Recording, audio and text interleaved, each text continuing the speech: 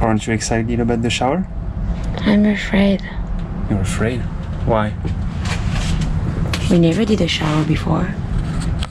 We never did a van conversion before. We never did any of this before. We knew how to cut wood. Yes. We knew how to cut stuff to the right size. Did you know how to cut metal? No.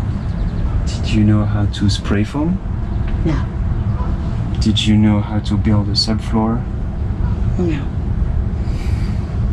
But the shower is different. Because if we that up, everything could be ruined with water.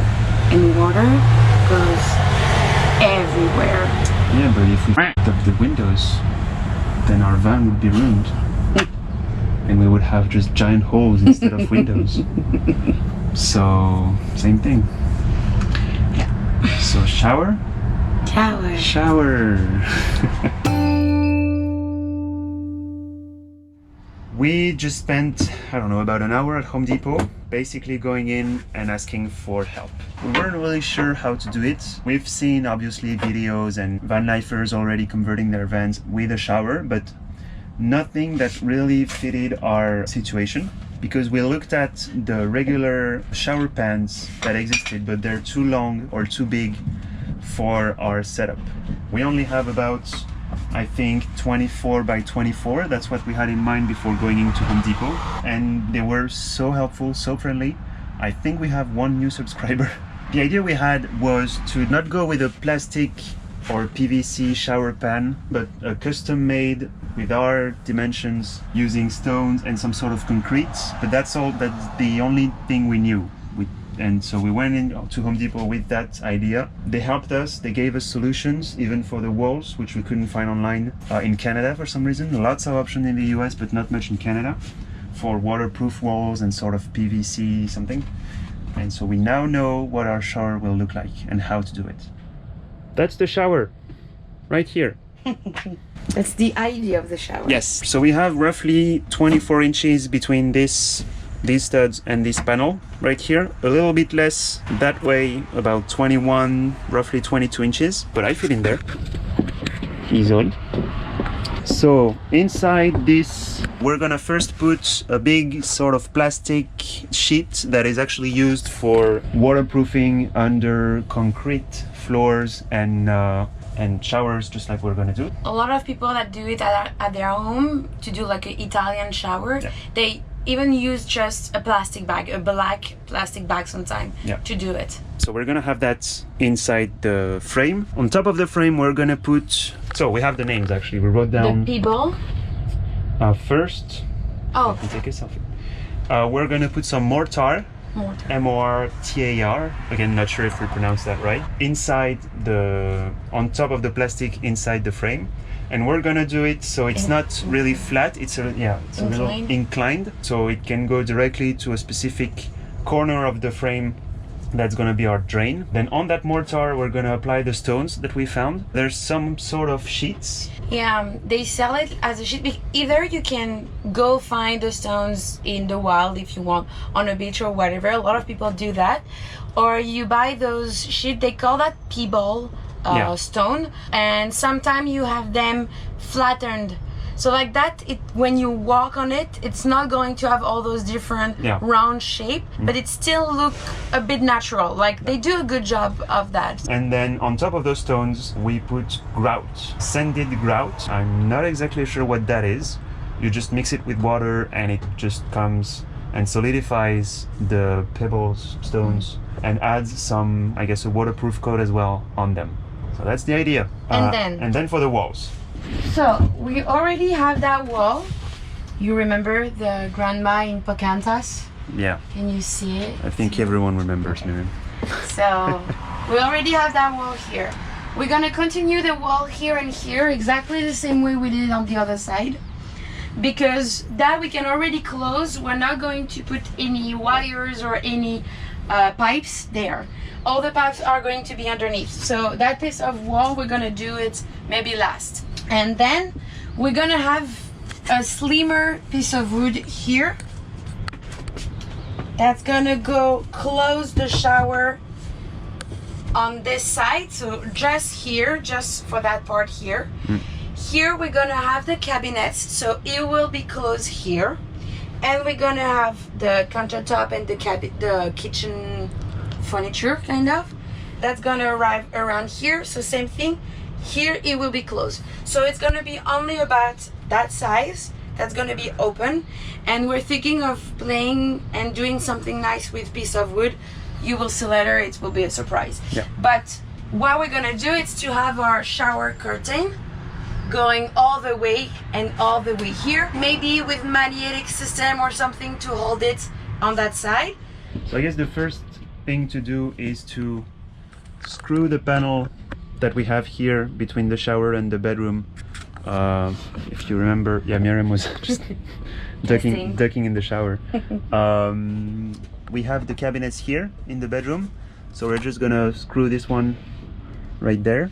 I'm gonna build the frame that we mentioned. We'll start with the base, because then the walls we can just adapt them once the base is done. The drain for the shower. My first idea was to use the space inside here. I don't, Conduct. for lack of, yeah, conduct. I was gonna say hallway, but yeah, conduct. That's empty, there's nothing. So I was thinking of leveraging that and just drill a hole right at the bottom to go under the van, because our gray water tank, I think for now, will be under the van. Well, it has to be under the van anyway. And especially because we're thinking of traveling only during like spring, summer, and even if it's winter somewhere in the world, we should be somewhere where it's summer. Yeah. Or like, no, if it's winter, it will be summer. I don't know what I said. We'll stay away from winter basically as much as possible. Yeah. We're not thinking of using the van with minus degrees temperature. Yeah, negative. Negative. And so that's what I was thinking of doing at first. But Miriam mentioned still, if it's still sort of cold and there's water in there, we need them to be winterized and just make sure that it's accessible if we need to clean them, which wouldn't be the case for this. So option 2 is we'll put fiberglass inside for additional insulation. Since we're not going to use them, might as well insulate them. So the floor of the shower will be inclined to go this way, so the water will drip this way. There will be a hole on this side right here, like Miriam is showing you.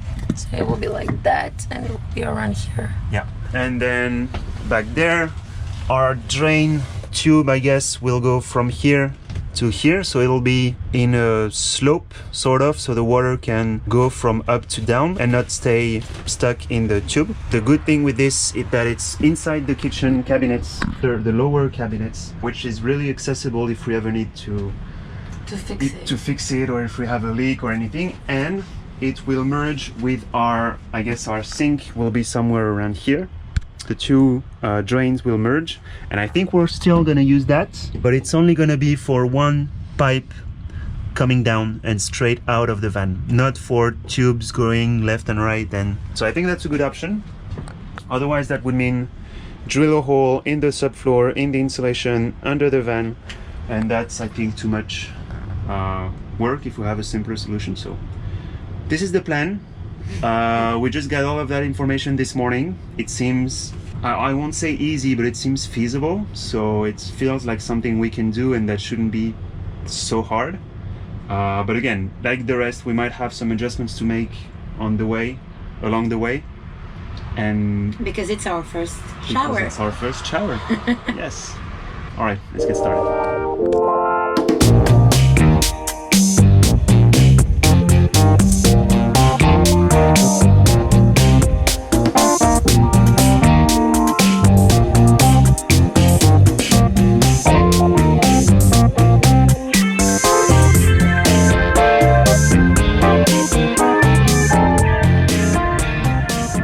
By the way, today we have some fans watching us work. We have company, I don't know if you can see them. We're working with goose, I don't know. There's like a small group of about 10 goose. I don't know if it's one goose or one geese. One goose. Yeah, good. Two gooses. Two geese? I don't know. Those big birds, there's 10 of them over there. Good. That's fun, because they were Good. walking by the van. Like if you're standing here, imagine just all of a sudden, like Goose walking around here. It was fun. It was fun to see. Good. So look at what the wood paste looks like on the wheel boxes. I still need to sand it. Yeah, once this is dry, Miriam will sand it. But this looks very nice. This looks much nicer. And as Miriam was saying before, this really frees my mind of the perfect cut, because I used to think that I needed the perfect cut to the millimeter, but thanks to her now I don't, because she comes and clean up after me. And so she's doing the other box right now, same thing. So taking from this and applying here. That looks very good. In the meantime, I have finished the frame for the shower tray. So I've used the Craig system, which is holding much tighter than my original screws. This is loose, so I need to screw it into the ground.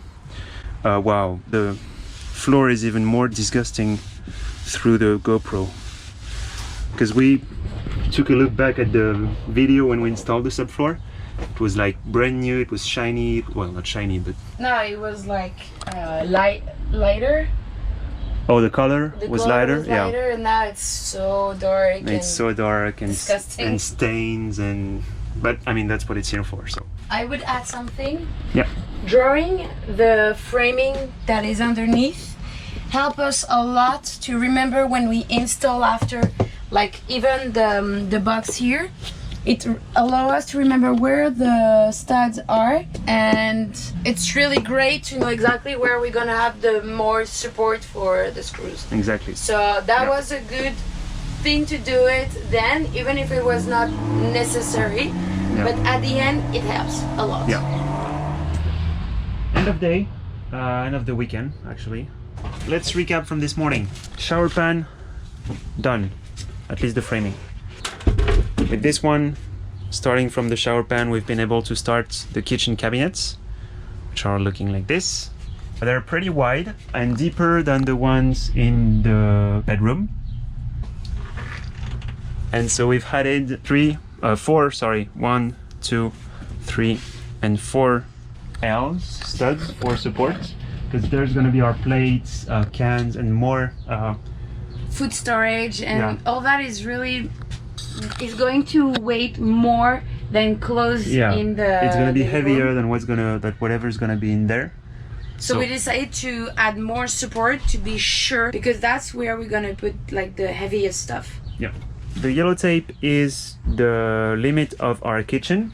Something that we didn't think we would do today, but actually had to do for both the cabinets and the rest of the kitchen, was to put this wall behind the driver's seat, which Miriam calls my seat. So we've put this wall screwed to the L of the cabinets. Here we're gonna have some small storage. We'll see how we figure it out, but some sort of drawer where we can have oils and heavy stuff that we can just slide. And next up, we're gonna think about this panel right here. First, how we're gonna eventually attach a panel on this side. So we have the stud here, but we have the metal piece over there, and that way I'm not sure how we're gonna do it, but that's what we need to talk about. And also we have an idea of storage within the wall, so we're not gonna spoil it for you. I guess you'll see if we figure it out. If you see just a plain panel, that means we didn't figure out how to do it and we failed, but that's okay. We're gonna stop the day right here, talk a little more, but I guess you've already seen it stock, so you don't need to see that on tape.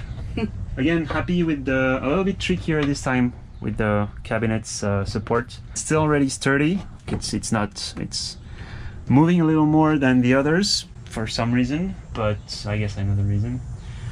Anyway, that's it. Anything else? You have 5 seconds. 5, 4, 3, 2, 1. Camera exploded.